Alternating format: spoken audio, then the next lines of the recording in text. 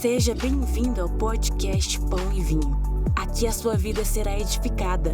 Para saber mais sobre a nossa família, acesse nossas redes sociais, @Pão e Vinho Ministério. Fique agora com a palavra e até a próxima. Eu queria que você abrisse comigo a sua Bíblia em João capítulo 16.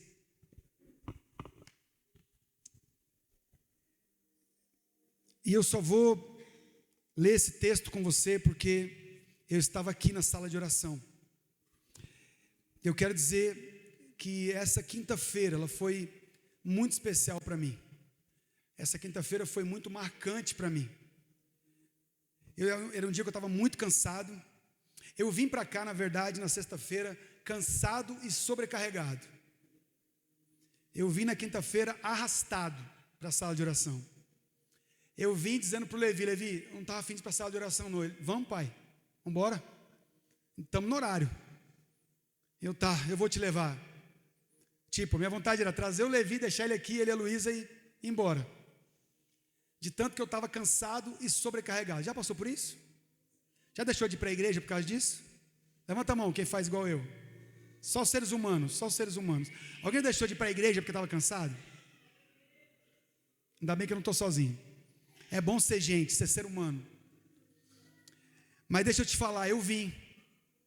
Mesmo cansado e sobrecarregado. Parece que a gente é tão tonto que Jesus diz, você que está cansado e sobrecarregado, vem a mim. E você fala, não vou para a igreja porque eu estou cansado e sobrecarregado. Jesus falando, vem. Eu até escrevi isso, para você lembrar disso. Mas quem estava aqui na quinta-feira sabe que uma doce presença se manifestou aqui. Que uma pressão de Deus se manifestou aqui. Quem estava aqui na quinta-feira passada sabe o quão denso ficou esse lugar com a presença de Deus. Não é verdade? Ficou muito densa a presença. O Senhor veio de uma forma tão singela, tão preciosa. E esses homens, essas mulheres de Deus, do profético da igreja, eles estão aqui orando. Talvez vocês não saibam, mas eles estão, nem sei se eu posso contar, mas eles estão num propósito de madrugada de oração. E de vez em quando, essa semana eu acordei e falei, ai que povo que ora, gente, não deixa nem dormir, porque o meu celular começou bzz, bzz, bzz, bzz, bzz, e era a hora que eles estavam começando. Estou começando. Aí dá 1 hora, 2 horas, estou terminando. Bzz, bzz, bzz. E isso é 3, 4 horas da manhã. E eu esses dias estava precisando dormir, tinha dormido mal. E eles me acordam 3 horas da manhã. E eu, meu Deus, Jesus, os caras estão tudo orando, pelo amor de Deus, pai. Dá um descanso. Só que aí eu não consegui dormir e tive que orar junto com eles. E eu entendo que essa blindagem de oração, esse tempo de oração que nós temos, que você pode ter, que você pode investir na presença de Deus, também faz com que coisas aconteçam que não aconteceriam. O Senhor não deixa de estar lá porque você orou, porque você não orou, porque senão não seria Jesus, senão não seria o Senhor dos Senhores, aquele que pela graça de Deus se entregou por mim e por você. Não é porque você ora muito que Jesus vai fazer alguma coisa, não é porque você é muito bonzinho que Ele vai fazer alguma coisa, é porque Ele te ama mesmo, Ele sabe como você é, conhece seu ser, conhece seu interior. Mas quinta-feira eu estava precisando, mas eu nem sabia, porque eu só queria ficar em casa, tomar um banho e deitar. Mas eu precisava trazer o Levi e a Luísa na igreja. Mas eu sou o pastor da igreja, eu vou na igreja o que eu quero. É ou não é? Sou pastor da igreja, eu posso ir o que eu quiser. Se eu não vier, ninguém vai me ligar. Mas devia ligar. E aí eu sento aqui no cantinho, e as pessoas foram chegando, e uma palavra em cima da outra, uma palavra trombando com a outra na quinta-feira, uma palavra colidindo com a outra. A Dilma acho que foi a terceira a ligar a metralhadora, mas as palavras foram colidindo uma com a outra, foi um encontro de palavras e foram levando a gente a adorar em cima dessas palavras. E a dinâmica da sala de oração é uma equipe está aqui ministrando uma palavra, declarando uma palavra. É um tempo de proclamação da palavra. E cada tempo de proclamação, quem está aqui na adoração começa a ministrar a respeito daquela palavra que foi ministrada. E um ambiente da palavra que foi ministrada invade o nosso ambiente. Vocês estão entendendo ou não? A palavra que é ministrada aqui no chão, aqui, nessa mesinha aqui, ela entra no ambiente através da boca de cada um que está aqui declarando, e a adoração sobre a palavra que foi ministrada começa a encher o ambiente, e os nossos corações começam a ser tocados de uma forma que a gente nem espera, e aí Jesus começa a falar com a gente, eu pego meu tablet, começo a escrever, porque eu não aguento mais, não dá mais para suportar, eu começo a escrever, e começo a guardar no meu coração aquilo que Jesus está falando, e pego uma palavra. Teve uma dessas salas de oração que eu anotei a ministração, o texto e quem ministrou. Nesse dia, no dia 13, foi o Mateus, a Pretinha, a Renata e o Vicente. Teve mais, mas não deu tempo de eu anotar, e foi anotando quem eu consegui pegar. E eu pego essas palavras para mim, e começo a encher meu coração com essas palavras que são ministradas, e quem está aqui adorando, começa a ministrar o que nós falamos, e a adoração dá juntamente com a palavra, ou seja, é uma receita que é do céu, que é declararmos com canções aquilo que o próprio Deus diz, vai entrando no nosso coração e começa a curar. Você está aqui? Vai entrando no nosso coração e começa a curar. E aí, às vezes o que é ministrado aqui nos fere, abre uma ferida dentro de nós. Mas aquele que abre a ferida é o mesmo que sara, diz a palavra. E ele mesmo que abriu, ele abriu com propósito, para que a gente veja o que a gente está vivendo e a gente se renda a ele de acordo com o que nós estamos vivendo. Só isso. Quinta-feira. Eu não estou aqui fazendo uma propaganda de quinta-feira para você.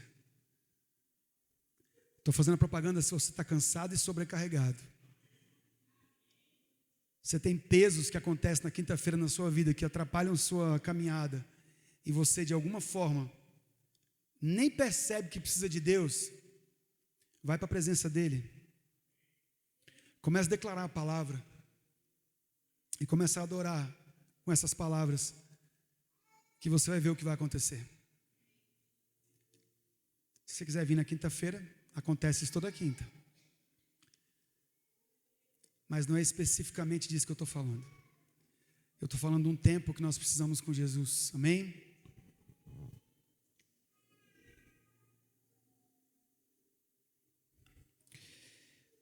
João capítulo 16, do verso 8 em diante, do verso 8 ao 15. Não sei porque eu olhei aqui para trás, não deu tempo nem de eu digitar. Né, Thaisa? João 16, do 8, calma aí. A Bíblia diz assim: quando ele vier, convencerá o mundo do pecado, da justiça e do juízo. Do pecado, porque não creem em mim. Da justiça, porque vou para o Pai e não me vereis mais. Do juízo, porque o príncipe deste mundo já está julgado. Tenho ainda muito que vos dizer, mas vós não podeis suportar agora. Quando vier, porém, o Espírito da verdade, ele vos guiará a toda a verdade, porque não falará por si mesmo, mas dirá tudo o que tiver ouvido, e vos anunciará as coisas que hão de vir. Ele me glorificará, porque há de receber do que é meu, e vô-lo há de anunciar. Tudo quanto o Pai tem é meu, por isso é que vos disse que há de receber do que é meu, e vô-lo há de anunciar. Escute, preste muita atenção. Jesus está falando do Espírito Santo. Jesus está falando que ele vai completar a obra dele. Presta muita atenção nisso. Jesus está falando que vai completar a obra dele. Nós estamos em João, num tempo, como é que fala, nesse finalzinho de João, você tem que prestar muita atenção no que está escrito, porque Jesus está jogando um monte de palavra, um monte de sinal, um monte de decretos sobre os seus discípulos, um monte de decretos sobre a terra, e Jesus sai lançando um monte de coisa, e nós precisamos entender e ler com calma, e compreender o que ele está falando a respeito do Espírito que vai ser derramado, que vai vir no lugar dele, como o Espírito vem, e o que o Espírito carrega. Vai despertar de novo, gente, que eu apertei errado aqui, adiei meu alarme. A palavra do Senhor diz que Jesus está falando para eles, quando o Espírito vier, quando ele vier, ele vai convencer o mundo. Então o Espírito vem, e o trabalho do Espírito é convencer o mundo. Ele vai convencer o mundo do pecado, da justiça e do juízo. Do pecado, porque aqueles que não creem no Senhor vivem essa vida de pecado, e vão precisar encontrar as realidades de Deus, as excelências de Cristo, vão precisar encontrar o Cristo ressurreto no Espírito. Toda a vida na terra é mantida pelo Espírito. A graça para a salvação, ela vem logo depois da graça geral, da graça comum, que é a expectativa da criação, da manifestação dos filhos, a graça, a expectativa de Deus, de quem não o conhece, o conhecer, a graça, o sustento da vida na terra, para que eu e você conheçamos a Cristo. A graça de Deus espera, a graça de Deus espera.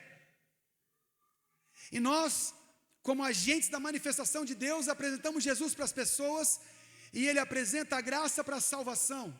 Enquanto isso, todos estamos debaixo do mesmo sol, e o Senhor está sustentando vida na terra, para que conheçam o seu Filho. Você está aqui?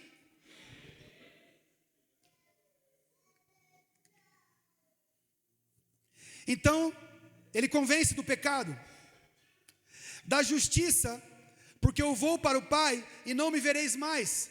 Ele está dizendo, o Espírito Santo vai convencer da justiça, porque quando eu me entregar, eu vou me entregar de uma vez por todas, porque eu já fiz isso na eternidade, e a minha justiça vai ser manifesta, porque eu vou tornar os meus filhos justos, pela obra que eu vou fazer. Eu vou para o Pai, porque eu posso voltar para o Pai, porque eu sou justo. O Espírito Santo, quando encontra alguém que está em pecado, a primeira coisa que ele faz, convence essa pessoa da sua vida de pecado, por causa da graça de Deus. O Espírito Santo encontra uma pessoa que precisa de Jesus. Quem é esse Espírito Santo? O Espírito de Deus, o Espírito Consolador, o Espírito do Cristo ressurreto, do Cristo ressuscitado. O Espírito Santo que eu e você convivemos hoje, é o Espírito do Cristo ressuscitado. Amém? Porque ele disse, quando eu for e quando ele vier, ele vai falar do que eu tenho, ele vai ter o que eu tenho, e o que eu tenho é o que o Pai tem. Então o Espírito fala daquilo que está dentro do Pai, o Espírito fala daquilo que está dentro do Filho. O Espírito apresenta o Pai através do nome do Filho. O Espírito Santo não se apresenta, oi, eu sou o Espírito Santo que te salvei, não. O Espírito Santo Consolador, ele te atrai para Jesus, ele te atrai para Deus, ele te convence do pecado, ele me convence do pecado. E aqui nós não estamos falando apenas dos pecadores, estamos falando dos pecadores, mas não dos pecadores de carteirinha. Nós estamos falando daqueles, nós, santos, que Paulo chama de santos, aqueles que já foram redimidos pelo sangue, e que vez por outra tropeçam. O Espírito está ali para te levantar. Mas aqui, nesse ponto, exatamente aqui, Jesus está falando para os seus discípulos a respeito do trabalho do Espírito Santo no mundo. E ele vai convencer o mundo também do juízo, porque o príncipe desse mundo já está julgado. Quando você tem a revelação de Jesus, quando o Espírito Santo te apresenta o Filho, você primeiro olha para você, eu preciso sair desse lugar de pecado. Logo depois, você olha para o Filho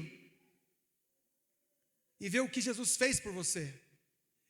E logo depois, você entende que o maligno já está julgado e você assume o seu lugar de filho e pode começar a caminhar no reino. Quando você identifica que a sua vida pode sair de um lugar, de uma vida de pecado, do lamaçal do pecado, quando você identifica que Jesus fez a obra por você, automaticamente você entende que Satanás está subjugado, que você não precisa mais andar debaixo do seu jugo, você não precisa mais andar preso com as suas correntes, você não precisa mais andar nos seus cativeiros, muito menos estar trancado numa prisão. Você está aqui? Amém? Só que Jesus fala a respeito do Espírito dizendo: tenho ainda muito que vos dizer, mas vós não podeis suportar agora. Por que será que Jesus disse para os seus discípulos que eles não podiam suportar naquele tempo o que ele tinha para dizer? Você tem ideia? No meu entendimento, os discípulos não tinham espírito em si mesmos. E quando ele viesse, ele seria derramado na carne. E o Espírito dentro de mim me faz compreender as palavras do Senhor com o entendimento de dentro para fora, não de fora para dentro. Então Jesus ensinou tudo de fora para dentro para os seus discípulos com o clímax. Qual era o clímax? Jesus preparou isso. Irmãos, irmãs, Jesus falou o tempo todo: eu vim aqui por causa do Pai, o Pai que me enviou, eu só falo as palavras do Pai, eu só falo o que o Pai me ensinou a falar, vocês só vão me ver fazendo a obra do Pai, eu só estou aqui porque o Pai me enviou, eu estou aqui em obediência ao Pai, eu sou servo dos servos, apesar de ter deixado a minha glória, eu vim por causa do Pai, o Pai me mandou para cá, eu venho aqui honrar o Pai, eu vim aqui para servir vocês. Jesus o tempo todo no seu ministério aponta para quem? Diga, para o Pai. Só que no final do seu ministério, quando ele vai devolver o seu espírito para o Pai, que ele vai render o seu espírito para o Pai, que ele tem que se entregar na cruz por mim e por você, ele começa a apontar os discípulos para o Espírito. Você já parou para pensar sobre isso? O trabalho de Jesus terminaria nessa terra, na cruz, porque a Bíblia diz que ele é nosso eterno intercessor. Ele foi para a direita, voltou para a direita do Pai, assumiu o seu posto de autoridade para toda a eternidade, o nome que é sobre todo nome, aquele que veio em carne e não pecou, o único homem que quebrou uma cadeia para a eternidade, de centenas e centenas de gerações. Aquele que pecar vai morrer. Se você comer desse fruto, você vai morrer. O segundo Adão veio, cumpriu uma palavra, fez o que tinha que ser feito, quebrou uma cadeia de pecados, resolveu o meu e o seu problema de uma vez por todas, e eu e você não podemos mais nos colocar no saco dos pecadores, na sacola dos pecadores. Sou santo, redimido, lavado, fui santificado por Ele, fui justificado por Ele. Satanás, você não vai me tocar.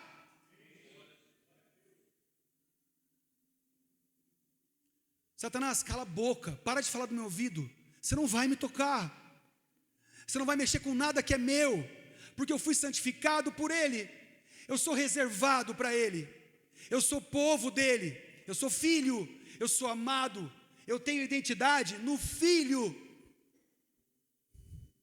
a minha identidade é o Filho. Sabe Adão, Satanás, que foi feito à imagem e à semelhança de Deus? Então, oi?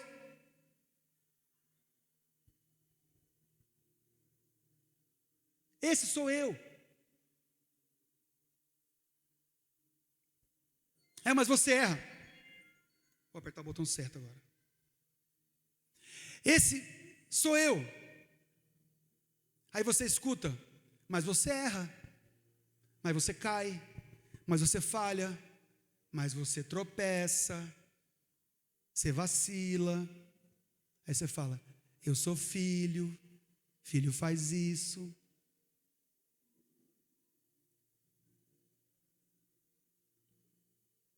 Filho chama o pai, filho chora, filho se arrepende. Agora, qual é o pai que tem um filho que corre no meio da igreja para tocar bateria, no meio da palavra do pastor, você acha que ele chegou lá atrás e falou o que para o filho dele? Você acha que ele amaldiçoou o filho dele? Você acha que o filho dele deixou de ser filho? Tá, nós estamos falando de um menino de 2 anos. Se ele fizer 20 e fizer alguma besteira, deixou de ser filho? Quantas vezes contei a história do Daldo aqui, quando ele foi preso? Cadê o Daldo?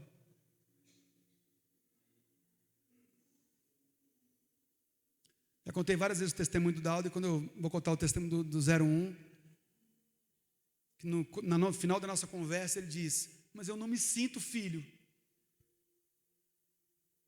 E eu falei: cara, se eu encontrasse a sua mãe esperando na frente da papuda para te visitar, e você fosse um criminoso, e eu encontrasse com ela e falasse assim: dona Nilda, tudo bem? Ela: tudo bem, pastor. O que o senhor está fazendo aqui? O que ela ia responder? Vim visitar o assaltante de banco? O que vocês acham que ela ia responder? Vim visitar meu filho. Mas ele está onde? O filho dela estava onde? Na minha história. Ele nunca foi preso, tá, irmãos?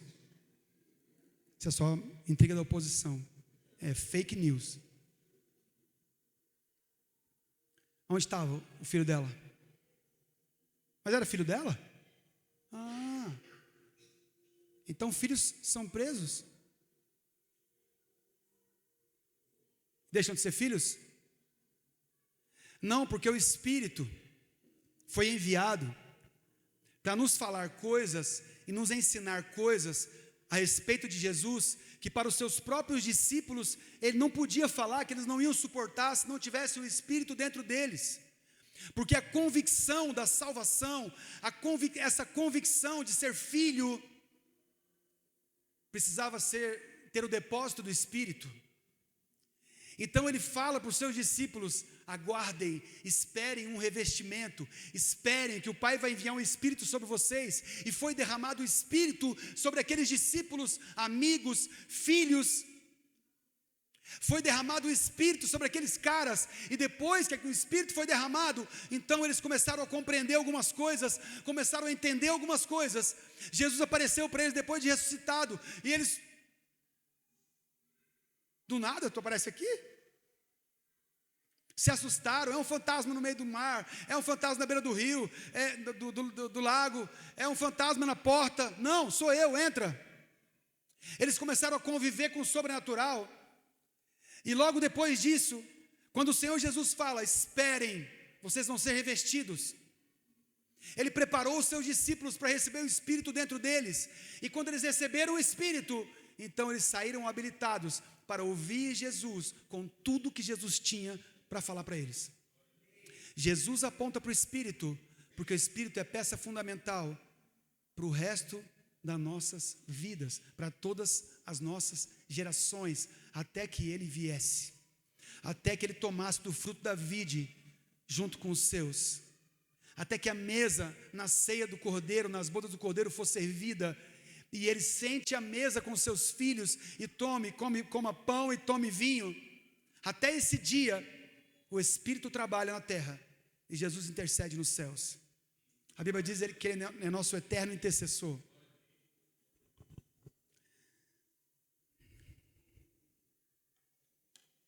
Meu amigo, sem você eu nada poderei fazer. Jesus, nós precisamos de um toque do Senhor.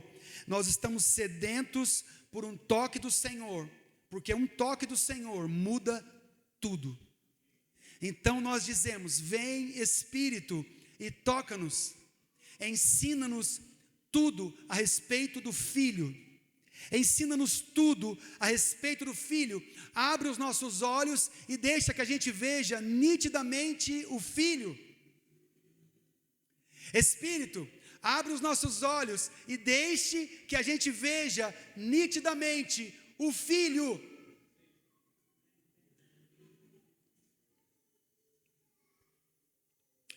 Eu reconheço, Jesus, que eu sou pobre de espírito. Eu não tenho tudo, eu não sei tudo, Eu sou pobre de espírito, eu preciso do Senhor, eu reconheço que eu sempre preciso e sempre precisarei do Senhor até a eternidade. Eu sou pobre de espírito, eu reconheço a minha necessidade espiritual. Eu reconheço que eu não tenho tudo, aliás, eu não tenho nada. E como eu sou pobre de espírito, eu preciso que o teu espírito em mim gere tudo. Porque tudo que eu gerar de mim mesmo, sem o teu espírito, é morte. Tudo que você gerar fora do espírito é morte. Tudo que você gerar fora do espírito é morte. Jesus continua lá em João 17, dá um pulinho aí. João 17, no capítulo 17, Jesus faz a oração sacerdotal. O sacerdote apresentava o povo de Israel diante de Deus no tabernáculo. O sacerdote ouvia Deus e proclamava ao povo. O povo reclamava, chiava, treta. O sacerdote botava no bolso as questões, ia na presença de Deus. Senhor, eis aí o teu povo. Deus, meu não, teu. Quantas vezes Deus chamou o povo de Israel do povo de Moisés? E quantas vezes Moisés chegou para Deus e falou, o teu povo? Aí Deus, espera aí, mano, calma aí, é teu povo. Isso fala muito da função do sacerdote. E não confunda um pastor, um ministro do evangelho com um sacerdote. Porque se eu fosse um sacerdote, você teria que me procurar para eu falar com Deus. Então não fala que você precisa de um sacerdote para te casar. Você pode precisar de um ministro do evangelho se você quiser. Apesar de que, na minha opinião pessoal, quem casa mesmo os filhos são os pais. Eu só celebro uma cerimônia. Meu Deus, se tiver alguém que não concorda com isso aqui, lascou, hein? João 17, 13. Ele está orando a oração sacerdotal e colocando os seus discípulos e o mundo diante de Deus. E no versículo 13, ele diz assim, mas agora vou para junto de ti, e isso falo no mundo, para que eles tenham o meu gozo completo, ou a minha alegria completa em si mesmos. Presta atenção, quando Jesus vai junto para o Pai, os discípulos obtêm neles alegria plena.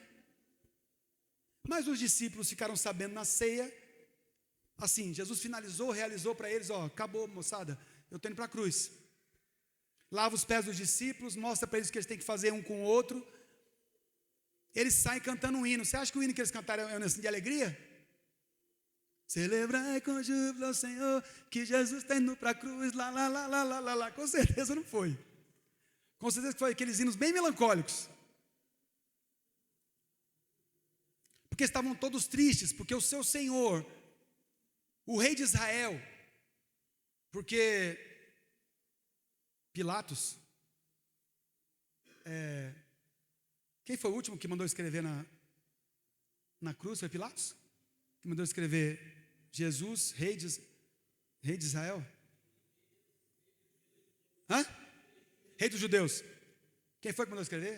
Eu não sei qual foi o último que deu a sentença, foi Pilatos? E os sacerdotes foram lá, judeus falaram, não escreve Jesus, rei dos judeus. Escreve que ele disse que ele é Jesus, rei dos judeus. Ele falou, não, o que está escrito já está escrito.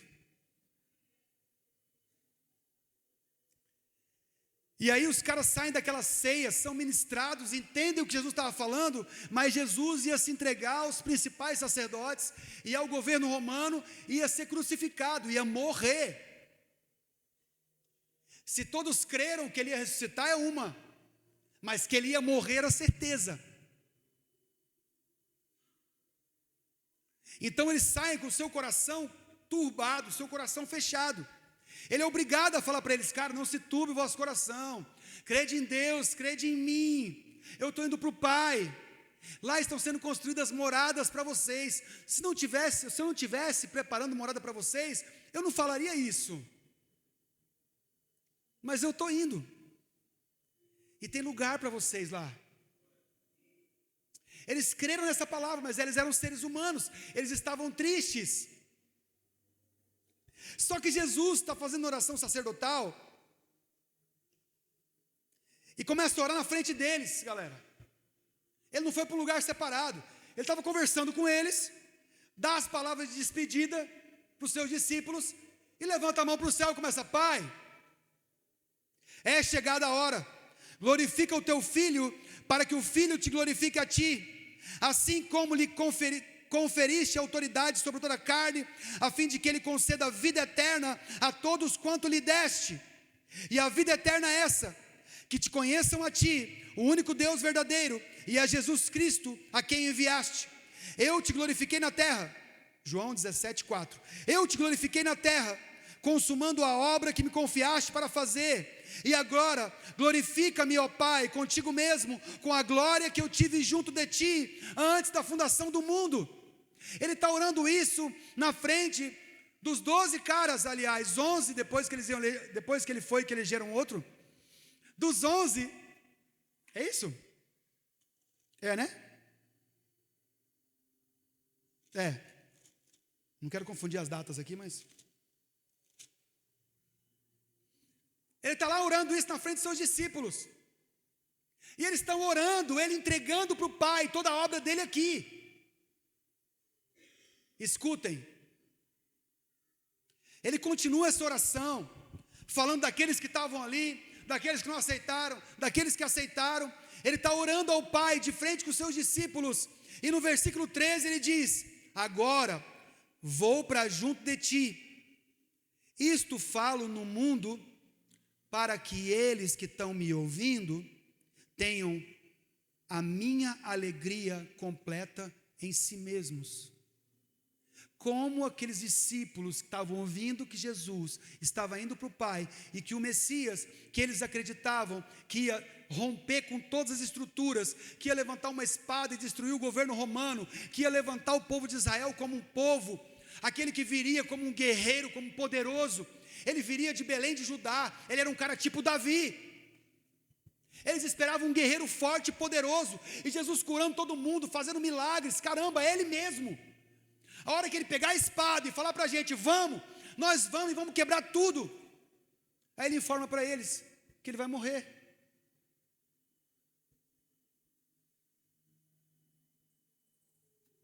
Então, como eles poderiam estar com alegria completa neles? Eu fiz exatamente essa pergunta para o Espírito Santo. Não estou entendendo isso aqui. Como eles poderiam estar com a alegria completa de Jesus dentro deles, se Jesus estava indo para o Pai? E o Espírito Santo me disse: é porque eu estava vindo. Ele, antes de ir para o Pai, chamou seus discípulos e disse: esperem que vocês vão ser revestidos de poder, e o Espírito vai ser derramado sobre vocês. E quando o Espírito de Deus foi derramado sobre aqueles discípulos que estavam ali, aguardando o derramar do Espírito em Pentecostes, juntamente com o Espírito, juntamente, como Romanos diz, com o amor de Deus, com a autoridade do Espírito, a alegria plena de Jesus foi derramada dentro deles pelo Espírito. Então, eles não sabiam o que ia acontecer nesse tempo, mas quando o Espírito foi derramado sobre eles, a alegria completa, plena de Jesus, veio para dentro dos discípulos. E a partir daquele momento, tudo que eles fossem realizar estava baseado na alegria dos céus, estava baseado na obra completa de Jesus, onde todo choro se transformaria em alegria, em festa. O Espírito Santo dentro deles simplesmente trouxe a alegria eterna que há em Cristo para dentro de nós. Você está aqui? E nós ficamos tristes? Ficamos. E já vou te explicar por quê. Nós passamos lutas? Passamos. Nós enfrentamos problemas? Enfrentamos. Fugimos de outros, esquecendo a nossa identidade? Fugimos. Mas no final das contas, aqueles que creem em Jesus experimentam em meio a lutas, em meio à escuridão, em meio a batalhas, em meio a terremotos, em meio a tempestades, experimentam a alegria do Espírito dentro de si. Porque se você for buscar no Espírito, Ele vai te alegrar no meio das tribulações. Quando Paulo fala que se alegra no meio das tribulações, não é porque ele era melhor que eu e você, é porque ele só sabia a identidade dele em Cristo, e ele tinha o Espírito, ele sabia o que tinha dentro dele. Amém? Conhecer o Pai e o Filho é o que Jesus define por vida eterna. João 17:3, e a vida eterna é essa, que te conheçam a ti, o único Deus verdadeiro, e a Jesus Cristo, a quem o Senhor enviou. Conhecer, viver junto, experimentar.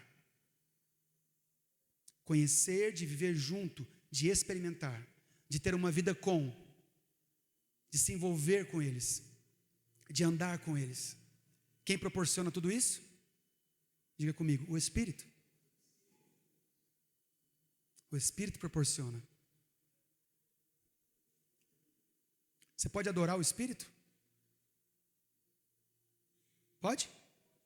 Pode, Ele é Deus. Lembre que você adora a Deus, adora Jesus. Só que você já viu alguém falando assim, Espírito Santo, eu te adoro? Já viu alguém falando isso? Está estranho, né? É meio estranho. Mas é o Espírito de Deus, digno de adoração. Só que o Senhor Jesus escolheu enviar seu Espírito para dentro de nós, para revelar a amizade de Cristo conosco, para revelar a comunhão com Deus conosco, para revelar o poder que há em Deus dentro de nós e através de nós. Ele escolheu a convivência com o Espírito para nós aqui. Ele escolheu para mim e para você a revelação do Filho, o encontro com o Pai, através do Espírito.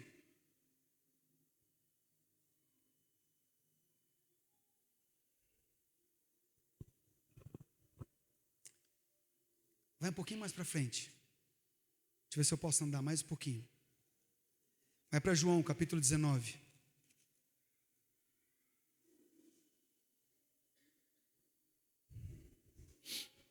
Vai lá no versículo 38. No sepultamento de Jesus.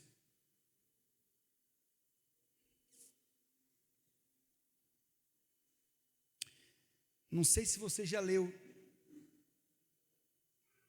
sobre o sepultamento em João. Mas em João tem uma informação que nos outros evangelhos não tem. Os outros escritores dão o crédito só para José de Arimateia. Mas João bota outra pessoa na parada, que é muito importante para esse texto. João capítulo 19, do 38 ao 42. João 19, do 38 ao 42. Jesus já estava crucificado, morto. Já tinha sido morto, tinha terminado essa parte.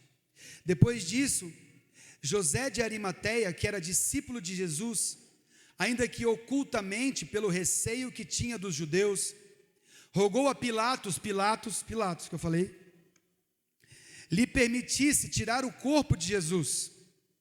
Pilatos lhe permitiu.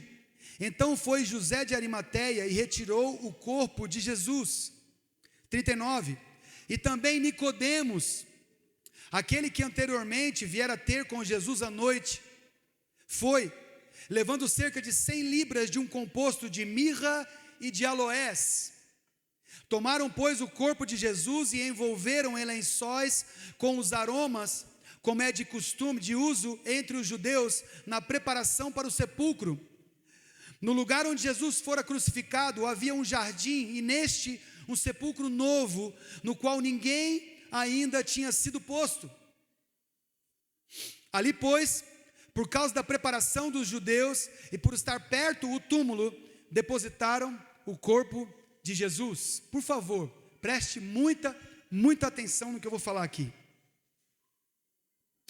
Esses dois homens eram homens muito importantes para a história e para o tempo de Jesus, porque eles não eram dois discípulos de Jesus que andavam com ele ministrando nas ruas. Eles eram dois discípulos secretos de Jesus, eram dois discípulos ocultos. Eles deviam para a religião uma posição, mas eles renderam o seu coração aos pés de Jesus.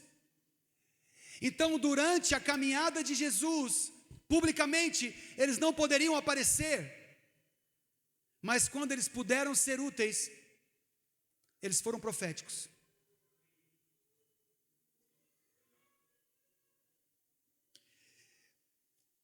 A Bíblia diz que eles prepararam o corpo e sepultaram Jesus num sepulcro novo, envolveram o corpo com lençóis de linhos e banharam o seu corpo com aromas.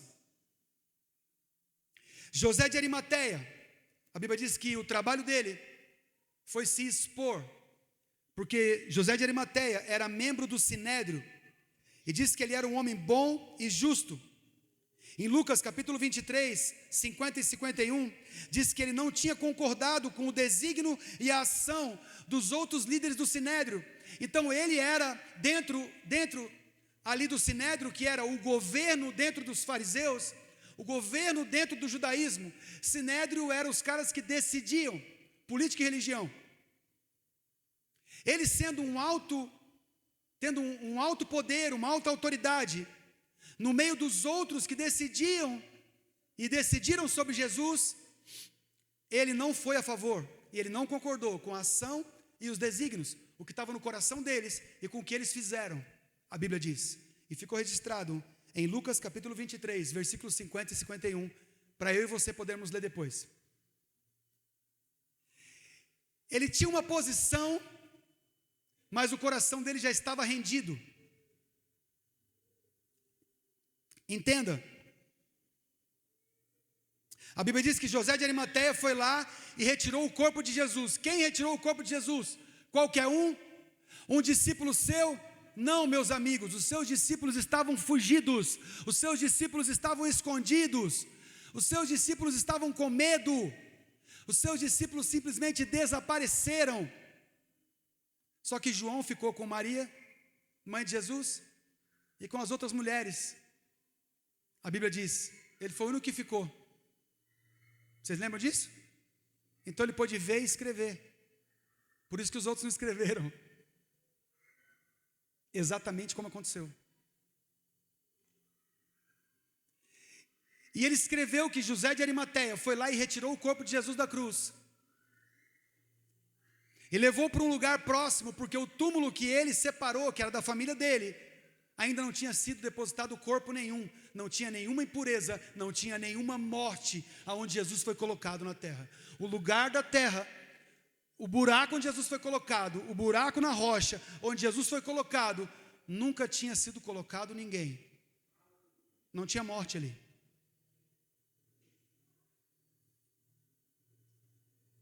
Então José de Arimateia prepara esse túmulo para Jesus, além de tirar o seu corpo e lavar o seu corpo, deixar ele limpo.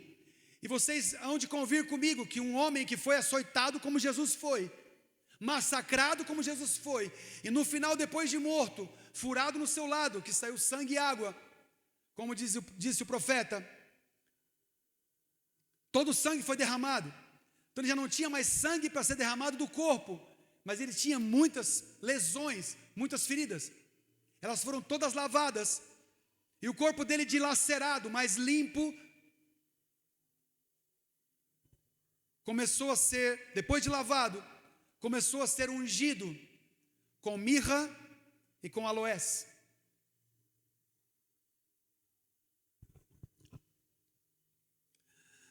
A mirra era colocada num corpo de um judeu antes do seu sepultamento, para asepsia, para que ele pudesse ficar um pouco de mais tempo sendo chorado. Então a mirra tirava as impurezas A mirra limpava o corpo profundamente, e ela era usada para tirar a podridão, a sujeira do homem Jesus. Nicodemos, chefe da sinagoga, um homem que não podia aparecer conversando com o Messias, se encontrou com ele à noite num terraço, como nós vimos muito bem lá no The Chosen, que agora você pode ver a cena, né, quem assistiu The Chosen. Se encontrou com Jesus num terraço, chamando ele de mestre, se prostrou, o adorou, recebeu dele informações, não entendia a revelação de nascer de novo, nascer do Espírito, nascer do alto. Mas esse homem, Nicodemos, teve a oportunidade de nascer do alto.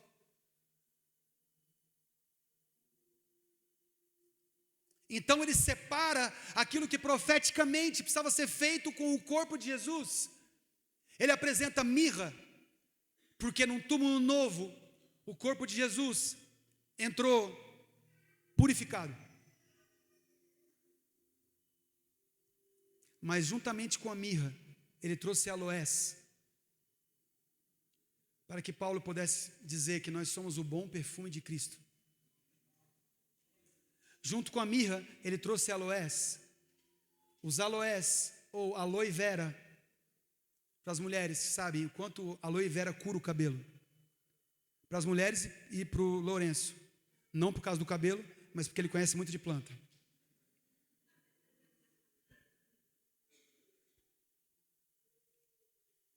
O tanto que a babosa cura. O tanto que o aloe vera cura. E os aloés falam de aromas perfumados que curam. Exatamente a obra de Jesus, purificando a humanidade, curando a humanidade, perfumando com o bom perfume de Cristo, para que eu e você vivêssemos a plenitude da presença, da amizade, do amor de Deus em nós. Você acha que esses homens não foram dirigidos pelo Espírito? 2 homens que não poderiam aparecer, foram usados por Deus, 2 principais dos judeus, os quais ordenaram a crucificação de Jesus. Nenhum dos 2 participou dessa obra. Os 2 ficaram isentos dessa culpa. E vou falar para vocês, espero encontrá-los lá e trocar uma ideia com eles. Porque nascer de novo e nascer do alto fala muito para mim e para você.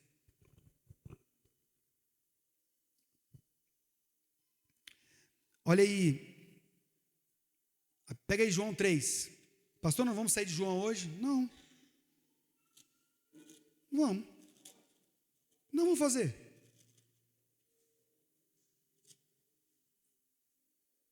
Presta atenção como é que a Bíblia nos ensina, mas João Ferreira de Almeida nos atrapalha às vezes.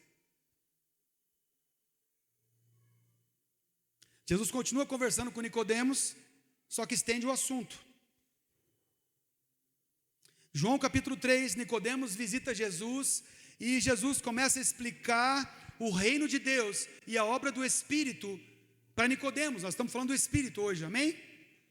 O Natanael já derramou o óleo, o Natanael já derramou a água, o Natanael já tocou tambores. Eu preciso falar alguma coisa?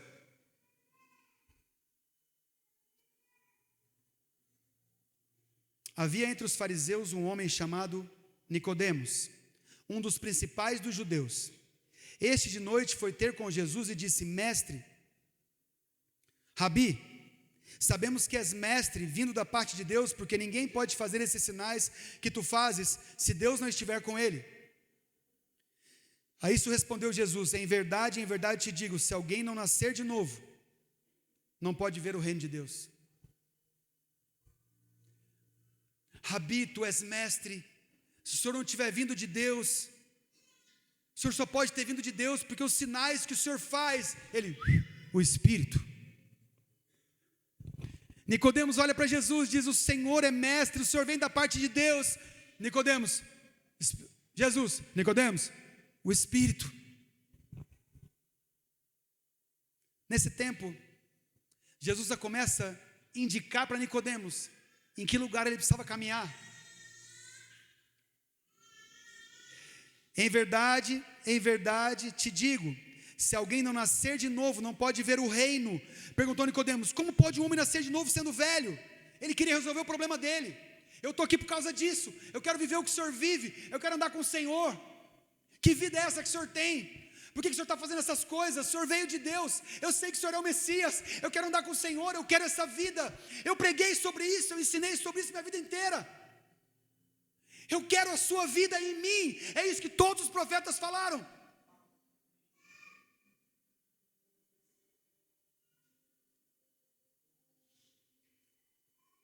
Porventura pode voltar o homem ao ventre materno e nascer outra vez? Respondeu Jesus, em verdade te digo, quem não nascer da água e do... Leia sua Bíblia. Quem não nascer da água e do Espírito não pode entrar no reino.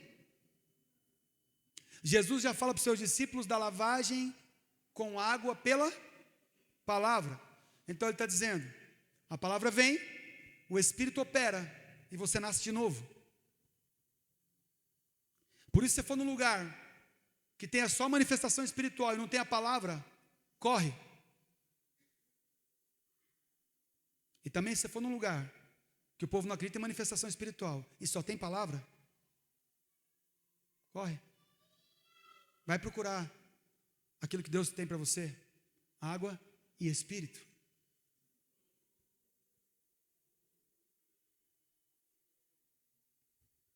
Eu tenho que falar isso para você.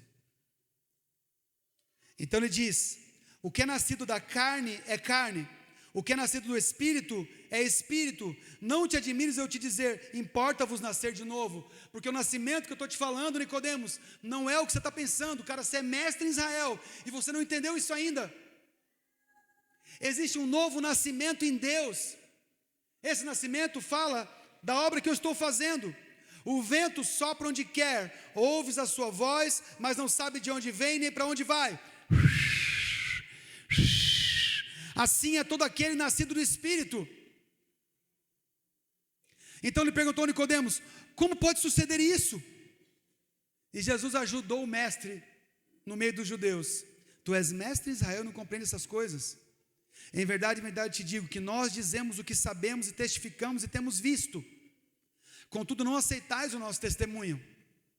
Vocês que têm a palavra, vocês que têm o testemunho de Moisés, vocês precisam experimentar o meu testemunho, o testemunho de vida que há em Cristo, e o Espírito faz isso. Se tratando de coisas terrenas, não credes, como crereis se vos falar das coisas celestiais? Ora, ninguém subiu ao céu, senão aquele que lá desceu, a saber, o Filho do Homem, que está no céu. Meu Deus! Nicodemos explodiu a cabeça.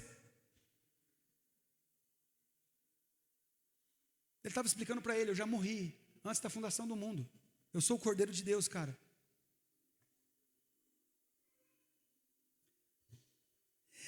E do modo porque Moisés levantou a serpente no deserto, assim importa que o Filho do Homem seja levantado, para que todo aquele que nele crê tenha vida eterna. A serpente no deserto, não sei se vocês lembram, lá em Êxodo, o povo caiu em pecado, e Deus orientou Moisés que fizesse uma serpente, colocasse numa vara, e todos que olhassem para a serpente, simbolizando o pecado, seriam curados. Porque serpentes estavam picando o povo, matando todo mundo por causa do pecado deles. Porque é assim que Satanás faz. E o Senhor levanta a serpente no deserto, e todos que olham para ela são curados. O pecado daquele povo estava representado naquela serpente. Jesus ia para a cruz, ia me representar e te representar, e ser justiça de Deus, para mim e para você, para que eu e você tivéssemos vida, e vida em abundância. Amém? Você está aqui? Ele continua, eu estou terminando já. Ele continua, quando ele fala isso, ele continua o texto. A gente pega João 3,16 e bota num quadro. A gente pega João 3,16 e tatua no braço. A gente pega João 3,16 e decora para falar no dia da escola dominical, mas a gente não entende onde é que está inserido esse texto. Ele acaba de dizer que aquele que olhar para Jesus pendurado no madeiro vai ter vida eterna. Por quê? Porque... Como é que a pessoa começa a frase? Aí eu estava andando na rua, porque eu estou com dor de cabeça? Porque hoje é bonito o dia, né? Já viu alguém falar isso? Alguém já começou um assunto com você assim? Você para no ponto de ônibus, a pessoa fala, porque... Que dia iluminado, né? Aí você fala, por que o quê?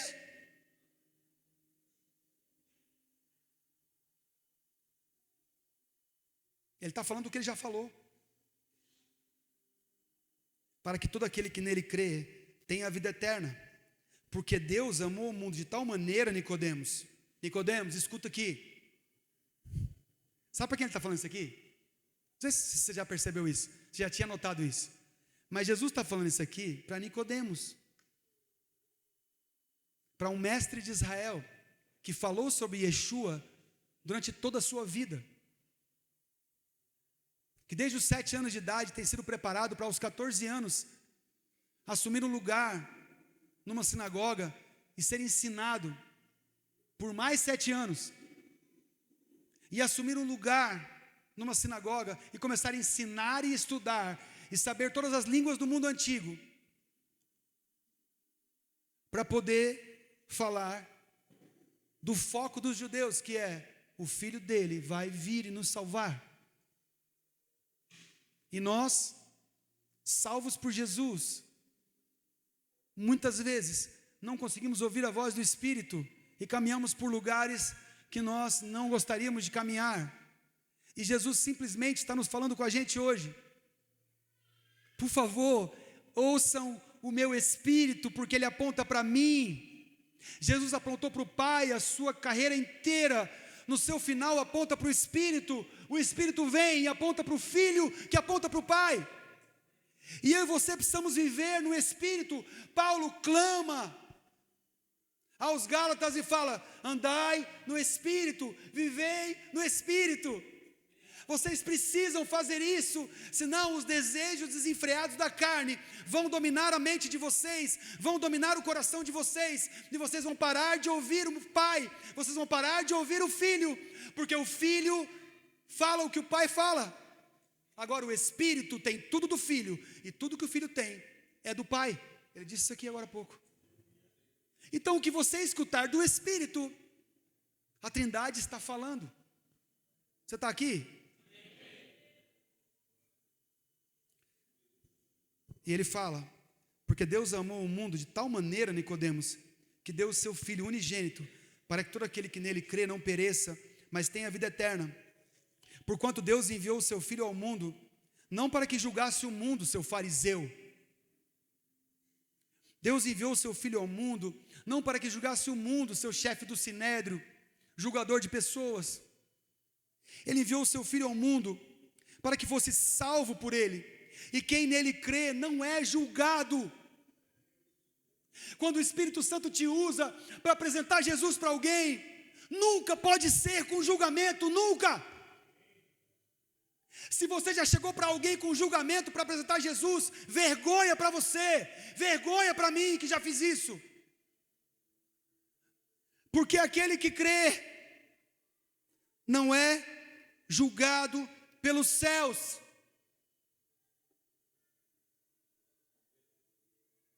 O que não crê, já está julgado. Por isso, quando você fala de Deus para alguém, pode ser a última vez que aquela pessoa está ouvindo de Deus na vida dela, e ela pede um tempo para pensar.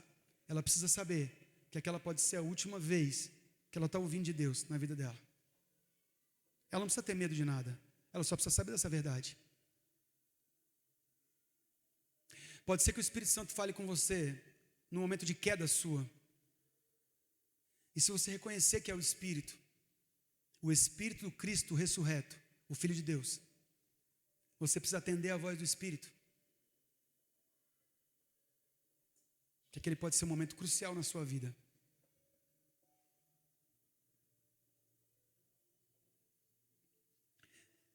Quem nele crê não é julgado. O que não crê já está julgado, porquanto não crê no nome do unigênito Filho de Deus. O julgamento é esse. Então eu quero só te dizer qual é o julgamento que o céu faz a nosso respeito.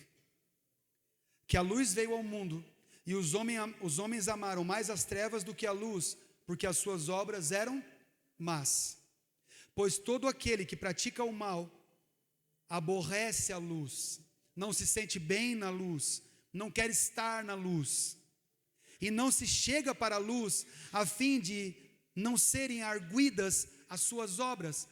Arguir significa julgar, condenar, testar, provar. Então, na sua vida como crente em Jesus Cristo, se você está vivendo algo hoje, que você está fugindo da luz, saiba, essa é uma obra má. E o céu tem condenação para você. E eu não posso negar a palavra. Não quero te colocar num lugar de julgamento, quero te colocar num lugar de reflexão. Todos nós podemos passar por isso, por circunstâncias que nós escolhemos andar nas trevas, ou seja, esconder pecado, esconder situações, não colocar a luz à nossa vida, para que as nossas obras sejam arguidas, para que as nossas obras sejam julgadas. Porque quem anda no mal não quer as suas obras aparecendo. E muitas vezes homens e mulheres de Deus entram em um lugar de engano, porque são filhos e não deveriam estar em cativeiros, mas entram em lugares de engano e começam a caminhar nas penumbras e nas trevas. E se esquecem de quem são, porque se afastam do espelho, que é a palavra. Se esquecem de quem são e começam a viver uma vida de engano, porque você não é filho do diabo. Você foi salvo. Você é chamado filho de Deus. Você não pode andar como filho das trevas. E eu hoje, conversando com uma pessoa, e eu perguntei, como você define a sua situação hoje? Essa pessoa me disse, confusa. Eu sou uma pessoa confusa. Eu falei, cara, que bom que você me respondeu isso. Eu vou te explicar porque você está confuso. E eu vou dizer quem você é.